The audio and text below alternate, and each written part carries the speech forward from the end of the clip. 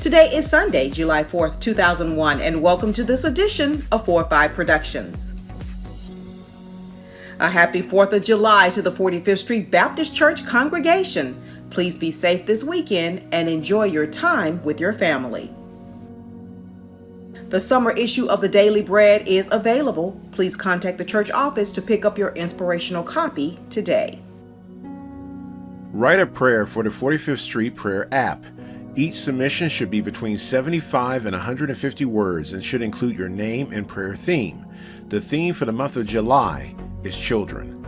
Feel free to include your favorite scripture. Submissions may be sent via this email address. The 45th Street Baptist Church Youth Bible Study will be held each Wednesday evening at 6:30 p.m. via Zoom. To access the Bible study, the meeting ID is 5313067558. Contact Deacon Cameron Davenport for the password. Be sure to tune in to 45th Street Baptist Church Virtual Bible Study, 45 Minutes of Purpose. Stay tuned to 4-5 Productions, daily text, and emails for additional information. Now for a few 4-5 reminders. Please remember to keep those on our sick and shut-in list in your prayers.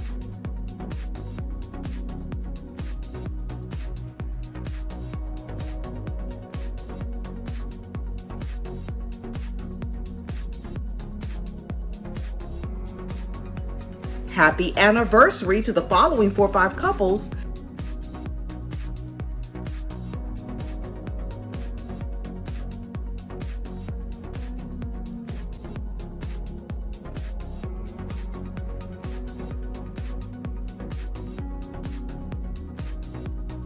And the following 4-5 members will be celebrating a birthday this week.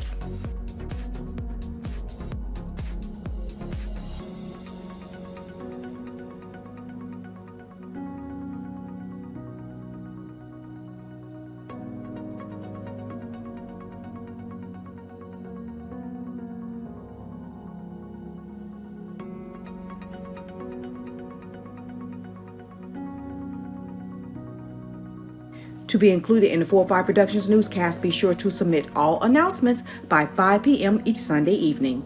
45th Street Baptist Church, the friendliest church from the parking lot to the pulpit.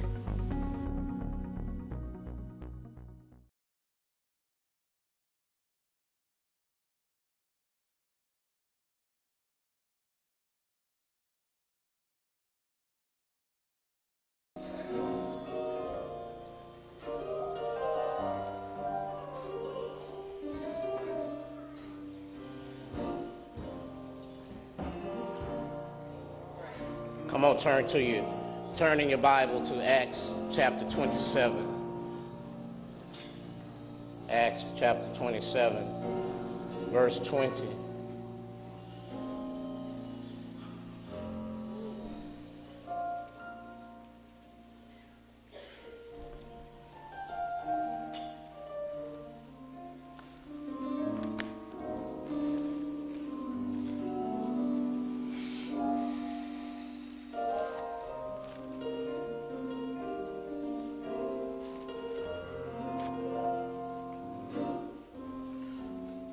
Acts chapter 27, verse 20.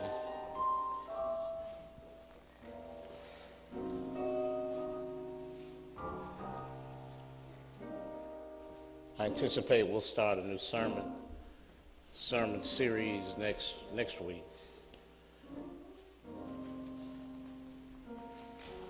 But as the Lord gives me messages to preach to you, this one continue to resonate with me,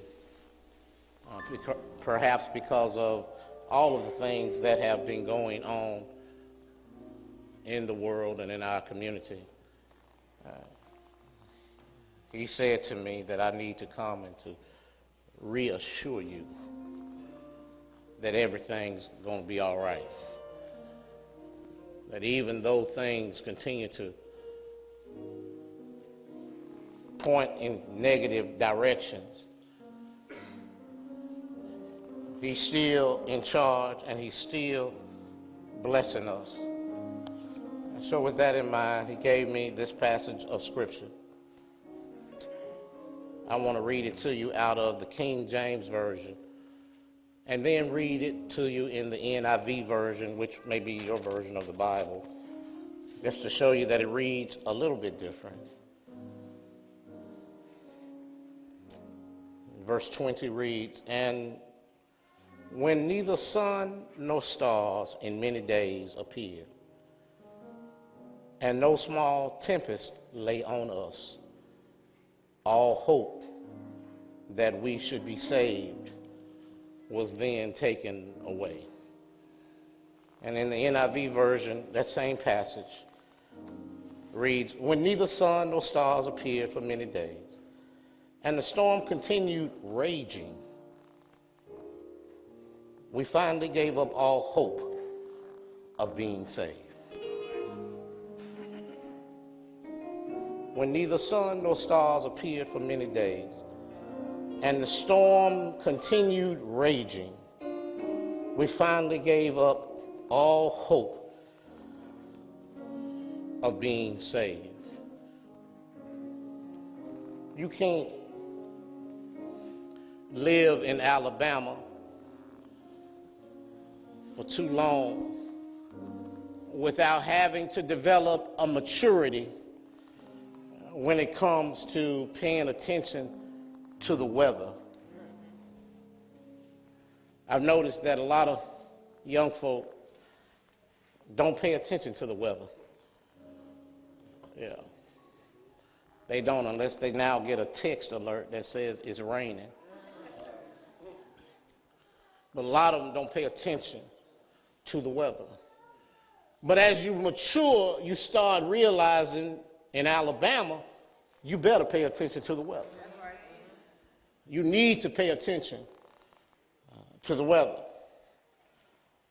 But if the truth be told, while we do pay attention to it and go about hurrying our lives whenever there's a hint of too much rain or too much wind or too much snow, we go and buy too much bread, too much milk, too much other stuff, and always end up having it left over. But you got to pay attention to the storms. Yeah. But I'm going to tell you now, there's absolutely nothing we can do to change the weather. No. We're all aware that weather prediction seems a best guess business at most. And that's with all due respect to Al Roker and James Spann and all the other prognosticators of the weather. With all due respect to them, I'm always laughing on the Today Show when folks come on there and they turn to Al and they say, "Thank you for giving us this great weather." And Al always appropriately says, "It wasn't me." It wasn't me. That's always amazing to me. Look, we can predict it, but we can't prevent it. We can prepare for it, but we cannot be certain of it. Yeah, and we can like it or dislike it, but in the end, I hate to tell you, we can't change it. And so today, for just a little while, with that as a backdrop for what might be going on in some folks' lives right now, and I believe it is, I know it to be true, I want to use as a central thought, though the storms keep on raging. Though the storms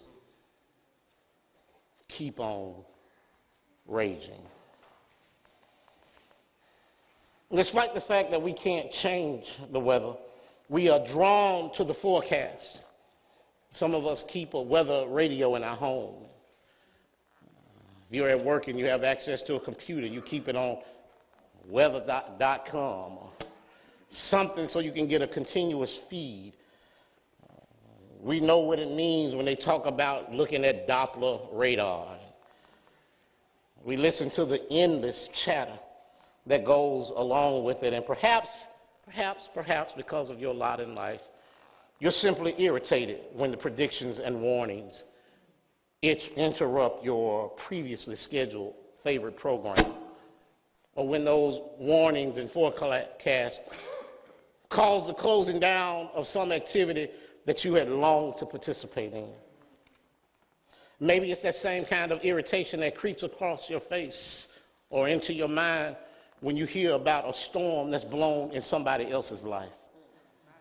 Yeah, perhaps it stops you from engaging in some activity because somebody else's life was interrupted by a storm. And sometimes we're just mildly irritated, but oh, let the storm come to you. All right. Let the storm be raging in your life. And suddenly you have a completely different perspective when it comes to dealing with the storm. It was, I think, the dynamic preacher H. Beecher Hicks who famously said, everybody deals with storms. Nobody is immune from dealing with storms. In fact, he said, you're either in a storm, you just came out of a storm, or you're on your way into a storm. But everybody, mark my word, everybody deals with a storm. It would seem fair from a celestial point of view, from a heaven look, that if you just came out of a storm, you wouldn't have to worry about facing another storm again. Unfortunately, storms don't work that way. No. The reverse is true. And I came to tell you, I've experienced and seen that storms just keep on raging. The big tornado that came through Birmingham and surrounding areas on last year, while there was one that came through that tore up almost all of the landscape from Tuscaloosa on up through the eastern side of the northern side of Birmingham, people forget that a couple of days before, a tornado had already come through. And some of those folk who had just been hit by that first tornado ended up getting hit again by the second tornado. And maybe it's not the weather pattern that bothers you. Maybe in life you've had some financial storms. The ill winds of monetary adversity in your life have come, and it looks like the more money you make, the less you have to spend. It seems as if just when you get to the point where you can pay that bill you've been struggling to pay off, just as soon as you get the last note paid, you go out and declare victory on it, you turn around and go to the mailbox, and the postman is turning to you with another bill. Storms just keep on raging. Yeah, the Lord wants me to tell you today that even though you find yourself in a storm, it's not just so something can happen on that day of the year. The storm isn't put there just to fill a void in activity. There's a purpose when God allows us to go through a storm. Yeah. And maybe one of the songwriters in one of my favorite movies, The Color Purple, said, God is trying to tell you something.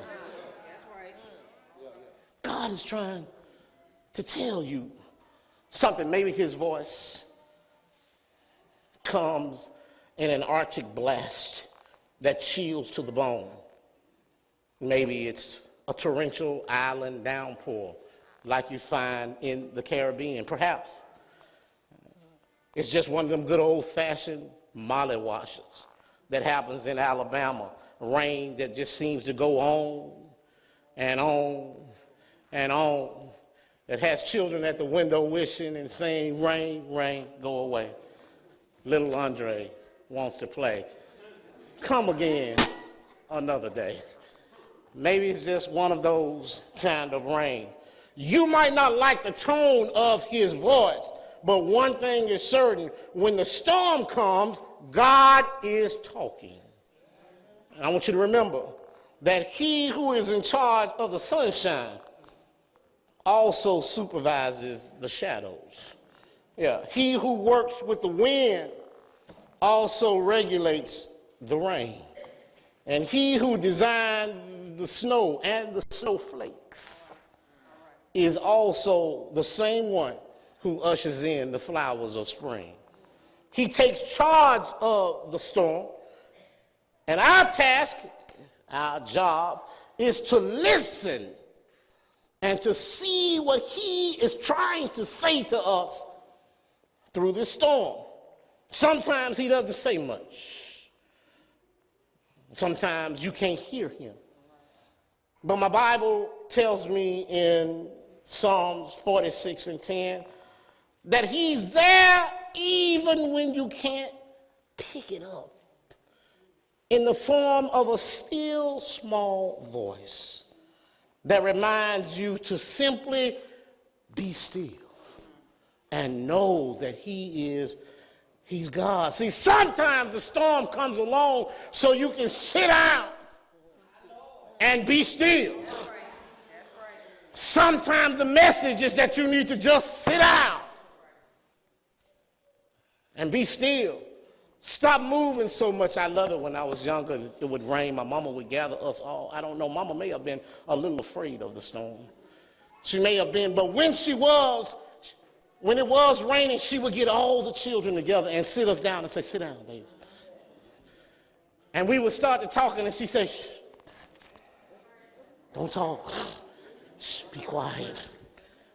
Be quiet.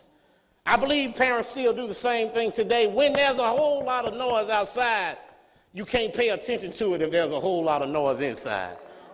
That's not just true in your house. I mean, in your house, that's also true in your life.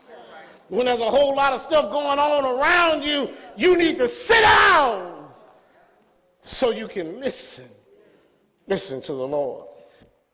But what's this storm like from a biblical perspective? What is the Bible talking to us about when it comes to storms? Because as calm as the exterior is on some of the folks who sit next to you, as cool as they are, they don't even get clammy. They don't sweat. They don't perspire. They've always got a smile on their face. They're always showing you and telling you that everything is all right. But I've got news for you. Sitting next to you is somebody who's sitting in the middle of a storm. Oh, yeah, there is a tornado. No, a tsunami blowing in their lives right now. And even though they can fool us and show us that everything seems to be all right, you can't fool God. And the big question is, do you know that God is paying attention to you even in the middle of a storm? Look. From a biblical perspective, there are plenty of folk in Scripture who had to deal with storms. And there are lessons that have come out of each one of those situations that I need for you to take heed of, because the same message that applied to them can apply to you as well in your situation. But don't think you're going to get up from here and just because you had a Sunday morning worship that the storms are going to stop. I hate to tell you right now, but the storm just keep on raging. Noah knew something about storms. God sent one his way, and it wasn't a small storm either, Reg. This was a mighty storm. The storm lasted for 40 days and 40 nights. But God had been telling Noah so long before that a storm is going to come. Noah paid attention to him, and when the storm finally hit, Noah was prepared to deal with the storm. And so one has to ask the question, Noah, what did you learn in the middle of the storm? What was the lesson from the storm that God sent your way? And I believe if Noah was here today, you'd hear him say, I learned that God expects us to live a certain way. And when we don't live a certain way, it's displeasing to him. And when God is displeased with us, he will punish us for our actions. And he said, but I've also learned that even though God will punish us, he's a loving and just God, because he told me exactly how to deal with this storm. And he did another thing, Reverend Johnson. He promised me that he would never, ever take out his punishment on us in that manner again. He said, I'll never destroy the earth again with water. And Noah, just in case you forget, I want to leave a sign for you. I know some folk have misappropriated the rainbow and what it means, but the rainbow is a sign of a promise from God that he'll never destroy the earth again with water. In fact, we know that it's going to be fire next time. But it's going to happen. Are you ready for it? The storms just keep on raging. Jonah knew something about a storm. Yeah, it caught him by surprise when he went down to the dock and got on the Carnival Triumph and was trying to sail over to Joppa. Even though God had told him to get on the Norwegian cruise line and told him to go the other way, say, I got a mission for you on the other end, he decided he was going to save a little something and got on the Carnival Triumph. And lo and behold, what happened when he found himself in the middle of the sea and the ship is on his side.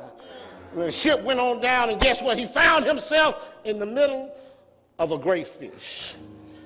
And while he's in the middle of a great fish, caused by him going overboard in that storm, I believe Jonah, if he could come talk to us today, would tell us, I learned some lessons, Ingrid, while I was in the storm. Yeah, Jonah would tell you that while I was in the storm, I learned you may run, but you sure can't hide from the Lord.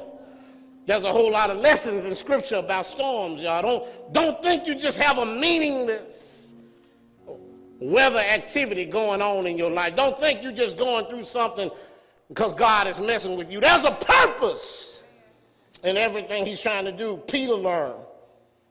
And while he too was at sea, found himself asleep with the rest of the disciples when they found themselves in the middle of a storm on the Sea of Galilee. And all of them were a little afraid anyway. And Peter looked beyond the mist that was rising from the water originally, and he saw what appeared to be, no, it couldn't be.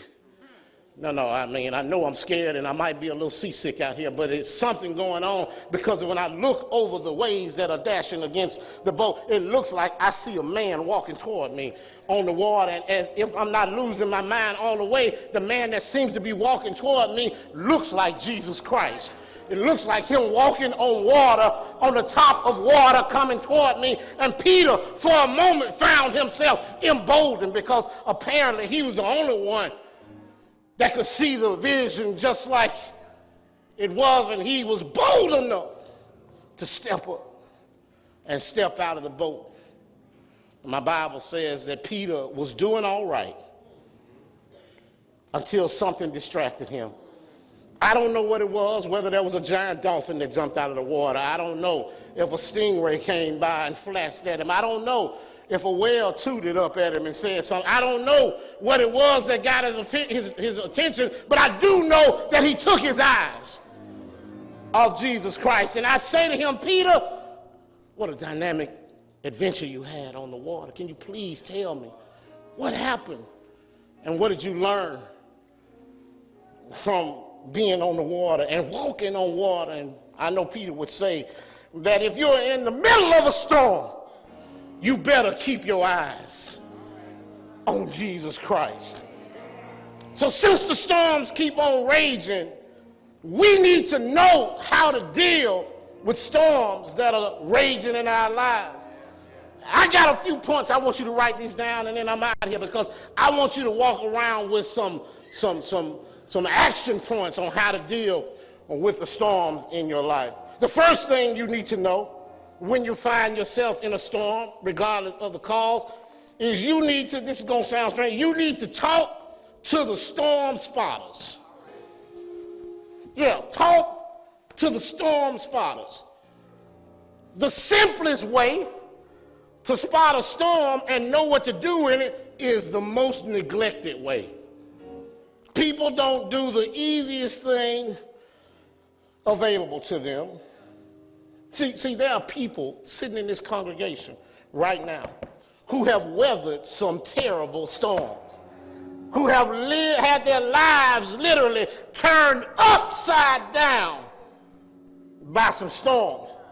In fact, some of them can say, like the mighty clouds of joy saying, I've been in the storm too long.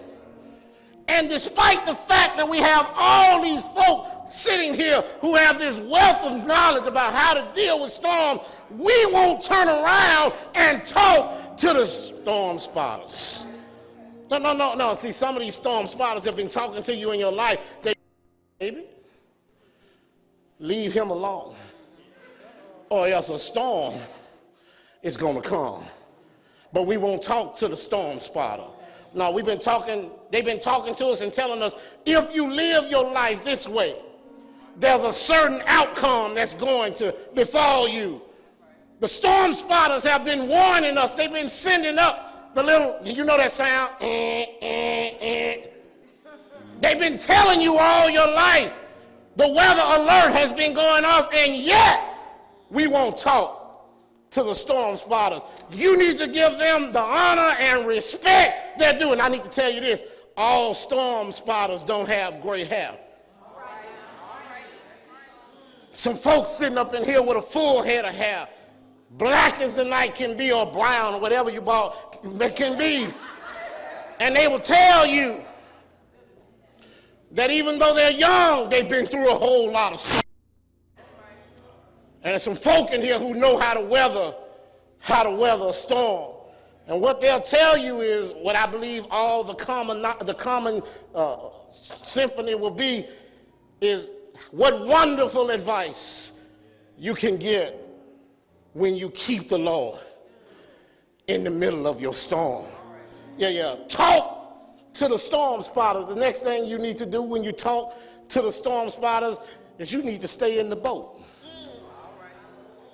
You need to stay in the boat. Too often we find ourselves going into a storm or in the middle of a storm, and we find ourselves giving up, throwing in the towel. We get so tired and we feel like the world is just dumping on us.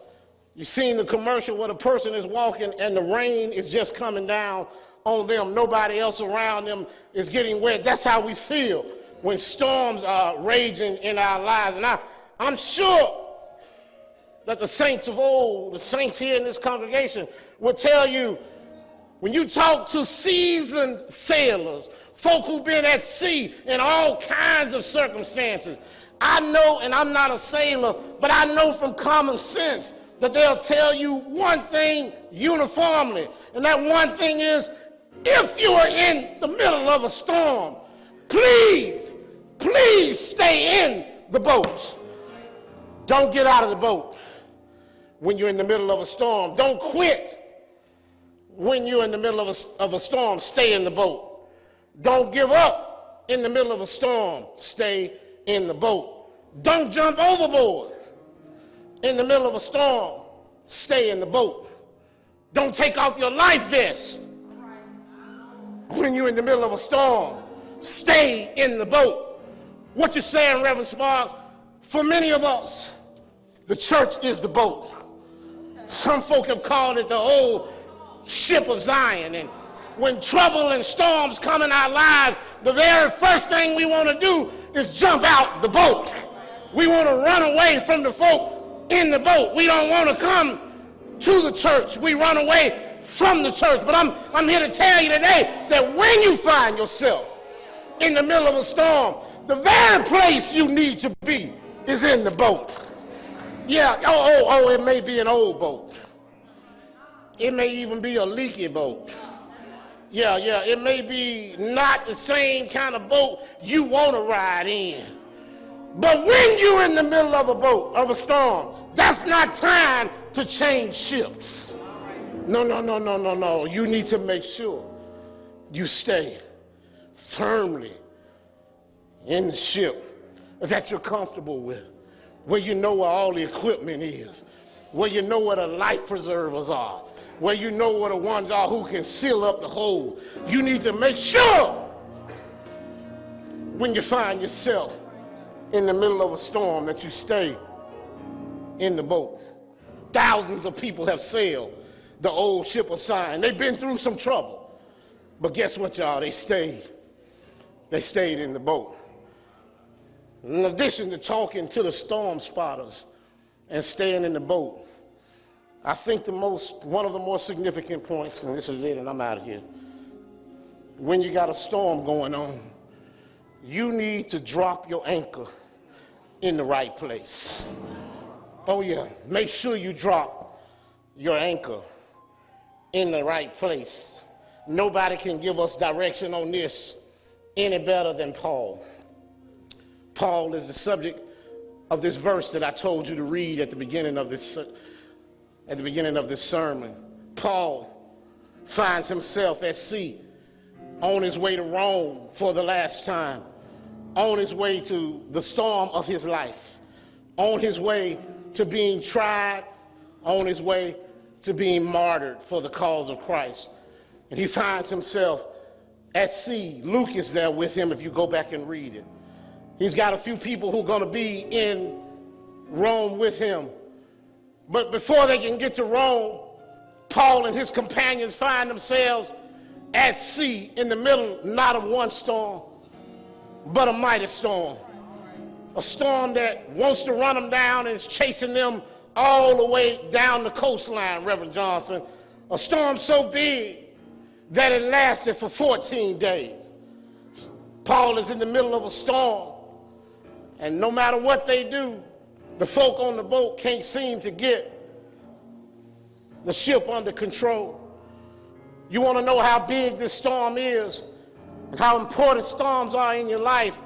The whole chapter 27 in Acts of the Apostles is devoted to the subject of storms. God knew we would be going through storms in our lives, and he wanted us to have a way to deal with them. And he let Paul be our example. Don't you know that the lessons we learn in life come at somebody else's expense? You might be able to sit up and listen, but somebody else had to live it. And right now we got an opportunity to learn from the storm that Paul went through. And I tell you, it was interesting watching the men on the boat. They did everything they could. The Bible said that they couldn't guide the ship. The storm was just tossing it to and fro, doing what it wanted to do with the storm. And so they let the ship go. They stopped trying to guide the ship. My Bible says, and the storm just kept on raging. They pulled down the sails on the ship, thinking that that would help keep them from tossing to and fro. But the storm just kept on raging. They started throwing cargo over the side, thinking maybe if I get some stuff out of my life, if I get rid of some things, that's going to make my ship less likely to turn over. But guess what? The storm just kept on raging. Yeah, they were in the storm for 14 days. No sunshine during the day. No stars at night to guide them by. Didn't matter the circumstances. The storm just kept on raging. They gave up, I read it to you at the beginning, all hope of being saved. They might have had some hope 3 days in, Reg. But that hope started disappearing slowly but surely. After 5 days, they had a little less hope. After 7 days, they were wringing their hand and had a little less hope. They got down to 10 days and were about to mutiny and jump overboard. Hope was running away fast. And by day 14, verse 20 says that they had given up any hope of surviving the storm. So much so that the one who was supposed to be leading the charge, the one who was supposed to be keeping everybody calm, the one who was supposed to be directing it, the captain of the vessel, who was supposed to go down with the ship, the captain had lost hope to the point that he started saying farewell to the folk on the ship, hugging everybody and telling them, I'll see you at the shipyard in the sky. I'll see you when we sail in greener pastures. Green and set in calmer seas. He started saying goodbye. Little did they know that down below the deck was Paul. And the Bible said that Paul came up from his cabin and looked at them as they were there wringing their hand. And Paul said, while y'all have been here fighting the storm, wrestling with the ship, trying to do things your way, trying to call on everything but the one who can control anything. While you've been doing this, I've been downstairs having a prayer meeting. Oh yeah, Paul said, I've been having a prayer meeting, and while I was down there, the angel of the Lord, I didn't make it up, it's in the scripture, said the angel of the Lord came and stood by me. Stood by me. Gave me promises that we would be okay. The angel of the Lord. Yeah, you find yourself in a storm. But you got to make sure when you're in the middle of a storm that you're talking to the right one. Too many of us want to run and talk to folk who can't do nothing for you. In fact, you usually find somebody that's in the middle of a storm themselves. How are they going to save you or help you when they can't help themselves? So Paul said, instead of worrying, Reverend Johnson, he spent his time praying. And the Lord sent him an angel to stand right by him. Guess what? You've had somebody standing by you too. Oh yeah, though the storm has been raging in your life, somebody has been keeping you. I didn't say something, I said somebody. God is somebody, and he's been keeping you. See, this is what Paul prayed. He said, when the storms of life are raging, stand by me. Yeah. He said, when the storms of life, Lord, are raging, I need you to stand by me. When the world is tossing me like a ship upon the sea, thou who rulest the wind and the water, Lord, I need you to stand by me. Paul said that the storms kept coming, and they cast their anchors. Hear me. Everybody else had been dealing with what was going on up top. But Paul came and told them, cast your anchor and wait for the day. Drop your anchor and wait for the day. Friends, I got news for you. When the storms of life are raging, the sails on the top of your boat won't get you out of that storm. No. It's not the sails on the top of your boat that are going to save you. What do you mean, Reverend Spall? Many of us think when we find ourselves in a storm, it's our up top stuff, our connections. It's our money. It's the folk we know who are going to help us in the middle of that storm. But the sails won't help you when you're in the middle of a storm. When you're in the middle of a storm, it's the anchor that's going to help you. And you need to make sure you drop your anchor into a solid foundation. Paul dropped his anchor in the Lord. And I got news for you. The Lord will hold every time. The Lord will keep you sure. He'll keep you from drifting. He'll take care of you. One songwriter said it this way, you know, Douglas Miller, he said, though the storms keep on raging in my life, and sometimes it's hard to tell the night from day. I believe Douglas was reading Paul when he said this. He said, still that hope that lies within is reassured as I keep my eyes upon the distant shore. I know he'll lead me safely to that blessed place he has prepared. I love him. Come here, 3 boys in the fire. I love him. Come here, Daniel.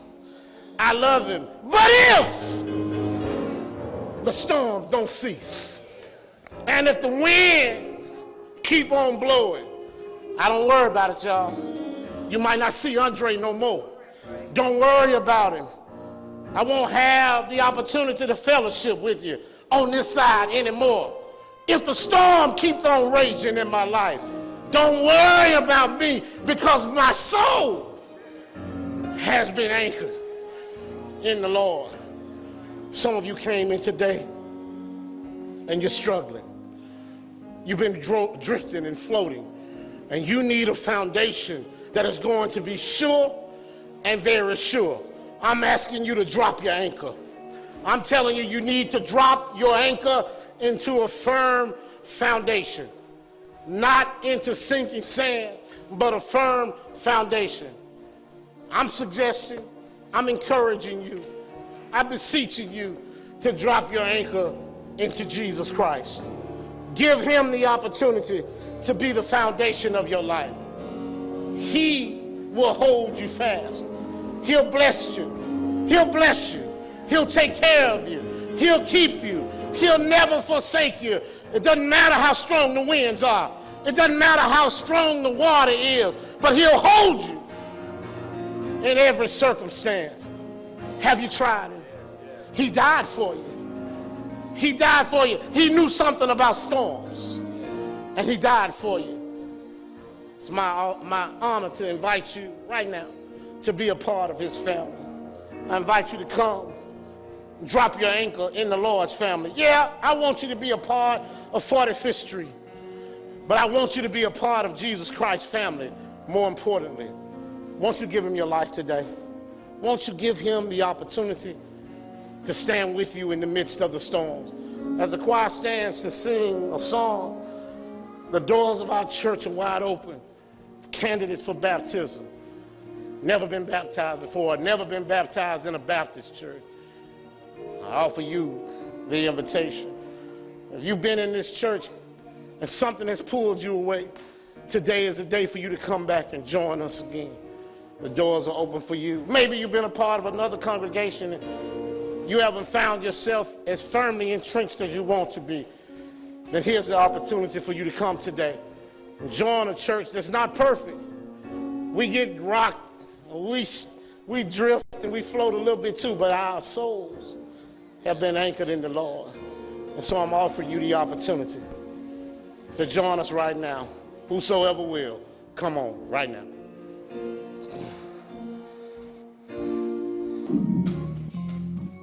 Through Christ we are the friendly.